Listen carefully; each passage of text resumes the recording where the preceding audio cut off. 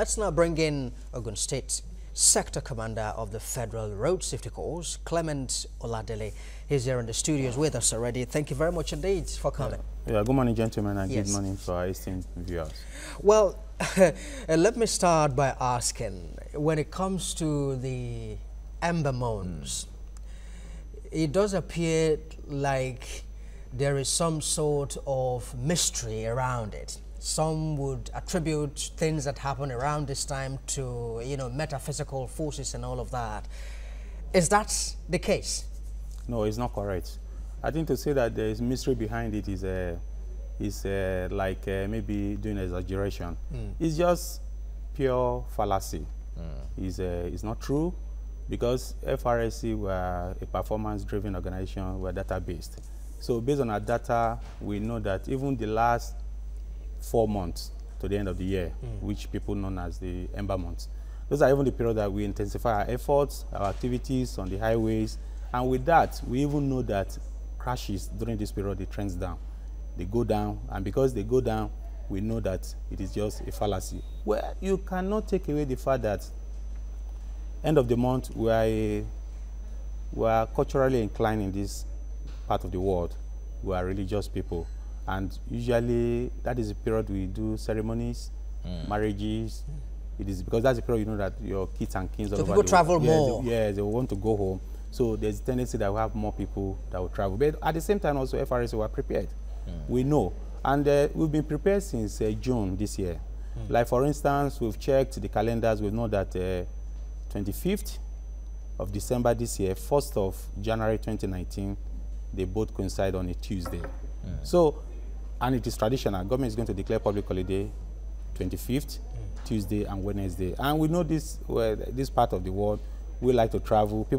So we expect that we'll have high vehicular movement as from Friday, Saturday, Sunday, before 25th, which is a public holiday, and up to even the end of the year. So with that, we are prepared. Because this year, the focus actually is that we are taking it back to the drivers, the motorists. And that is why we believe that safe driving starts with you. And that since it starts with you, what you need to do is just be in the know. And since June this year, we've been going to, some of the things we're not doing before. We started going to the marketplaces to go and talk to the market women. Okay. To let them know that, okay, this period they are going to buy lots of wares, you want to make profits, there's nothing wrong with it, but insist, be in the control. Anytime the commercial drivers that are taking you, make sure that they take you safely, yourself, and also your goods. And they've been heeding our advice. It's all right. Most of them have been using the 122 toll-free emergency number. That's so when there are issues, they just call. There are some who would say that central to most of these road crashes is the attitude as well as skill of the average Nigerian driver. In your opinion, how would you describe the quality of driving, of the average Nigerian driver? Well, it's two ways. If you look at it, like for instance, if you look at Ogun State, last year, at the close of last year, we had about 1.8 million people that traveled. With that 1.8 million people that traveled, we recorded, a life is important, but a maximum of 210 lives were lost. So meaning more people drive. In the whole year? Yes, in the whole year in Ogun State. Meaning that more people drive carefully. But we still have a minute number of people that are not very careful. So, and those are the people we are really trying to address. And that's the whole essence of why the FRSC call went the whole log to ensure that we change the driver's license. And the scheme is that if you are a virgin driver, that is, you've never had a driver's license before, then you have to go to a driving school, accredited driving school, so that you do training, then you now go to VIOs, they will certify that you are fit to drive before they now issue you a driver's license. So it is two categories. We have a whole lot of people that are actually, they drive very well, but there are these very few numbers that they don't drive well, and our focus is actually on them to make sure that we make them comply with traffic rules and regulations. All right, but those who contravene your rules, what are the measures that you usually take against these ones to dissuade them from doing that again in the future? You know, I think in FRSC, the most important thing is we place emphasis on education. Just know. But when you don't know, then we'll not go ahead to punish you. Has that really been the reality? Because there are some who would say that the moment a driver cites an official, they become fidget. The panic? The panic because they think you want to, yes, you know, criminalize what they have done, and criminalize what they have done and all of that. And it is a product of experience that once you breach the law, the next line of action is punitive. Perhaps you drive your car to their offices, and that also have affected the quality of education that should have taken place on your side. No, I'm not sure it is actually correct, because it's not every driver that we stop on the way that we contravene them. We don't issue them, all of them, tickets. In fact, as a matter of rule, there are even some dedicated periods within the year that we decide that we will not even arrest people. They call it free safety checks period. So within that period, if you are contravening, we just check your vehicles. What period? No, of the our year headquarters decide that one. At least okay. we do it 4 times in a year. So meaning that every quarter we must. Is a any rule. designated periods within the year? No, they decide that from our headquarters, so that at least okay. even our staff, they will not compromise. Okay. Then, apart from that, even when you go on patrol, there's something in our systems, in our processes, we know as, if you are apprehended, you can either be contravened or you can be given warning.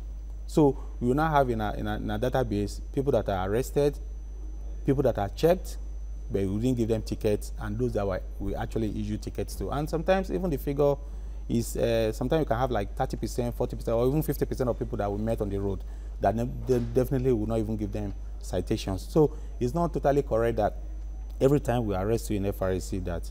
But where we want to go to actually is that you should not see FRSC as an organization that you should start trembling when you see them. The thing is that we want to take road safety to the stage that even on your own, when FRC is not on the road, you just do what is right. Just like what, even in Japan, what they were able to do.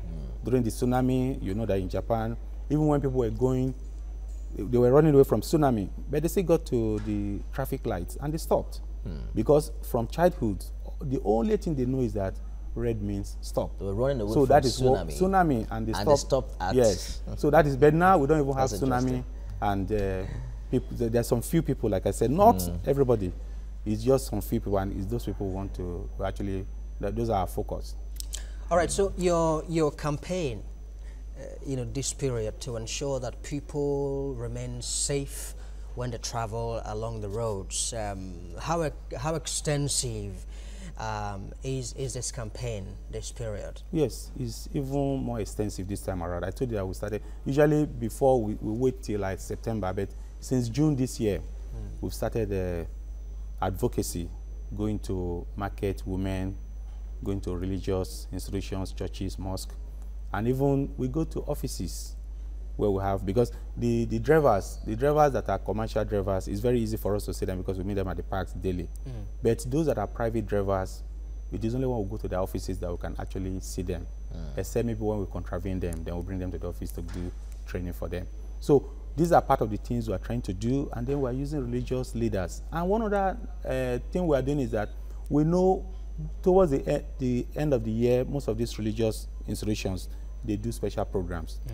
So we have interface with their leaders to see how we can talk, or even sometimes they help us to talk to them, and then we enlist some of them into special marshals so that they just understand the whole thing, and then on their own, either we're there or not, they can just talk to them.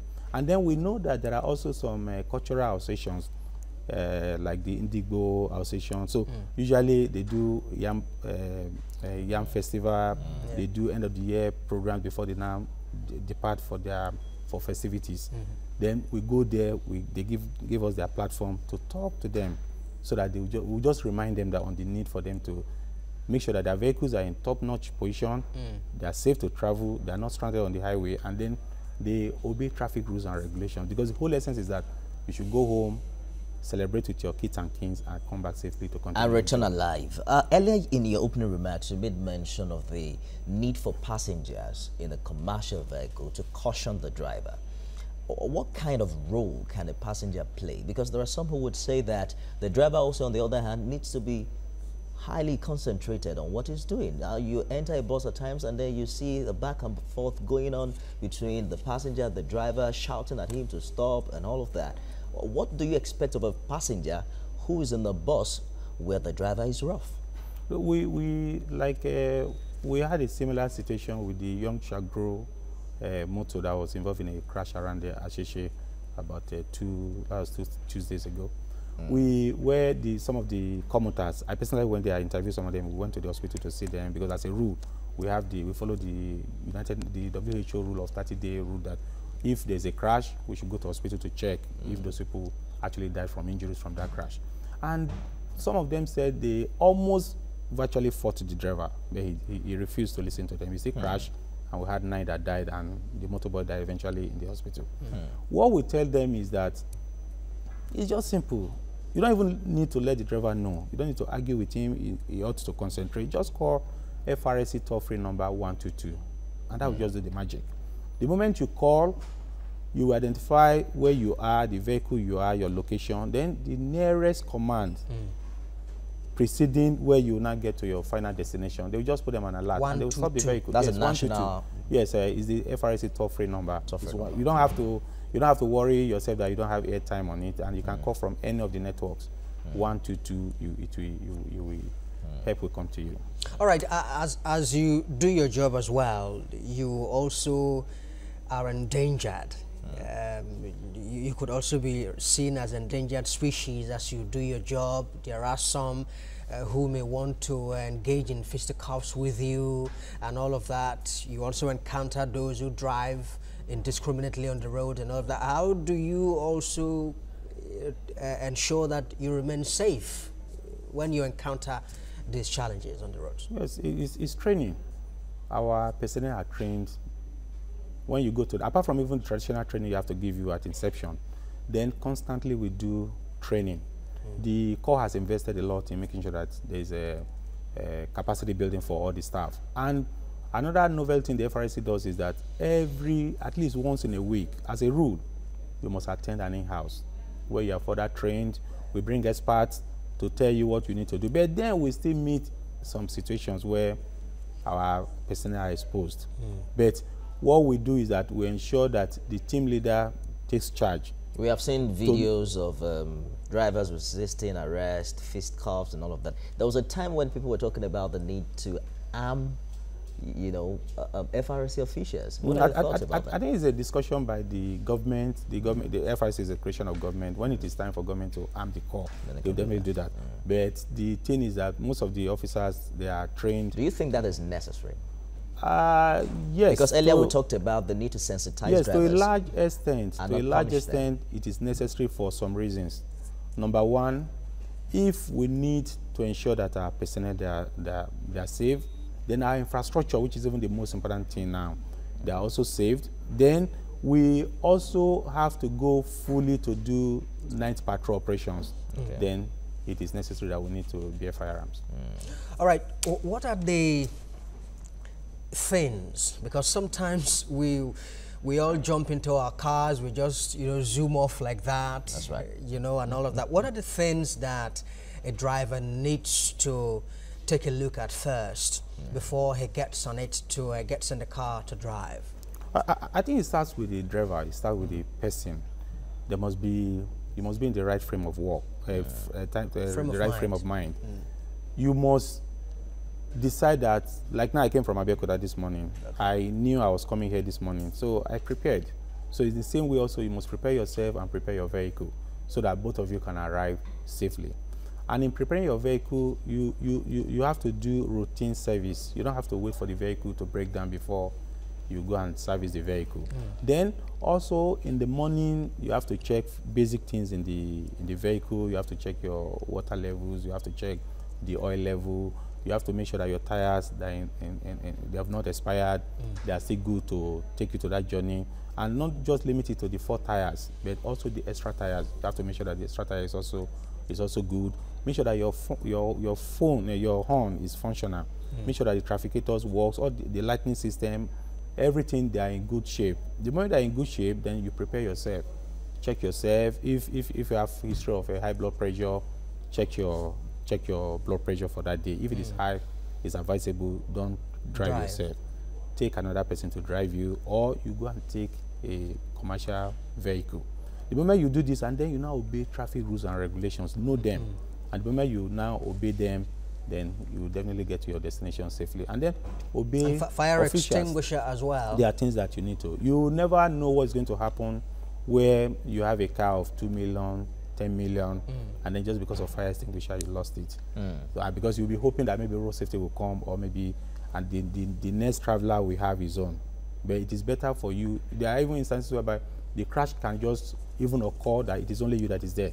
So you need to salvage your investment, salvage your vehicle, salvage your families that are inside the vehicle. We hope that the nation's economy is conducive enough for every Nigerian driver to be able to put all of these factors together. But we must thank you, Clement Oladele, Ogun State Sector Commander of the FRC, for sharing your thoughts on the show this morning. Thank you very much. Thank you for coming.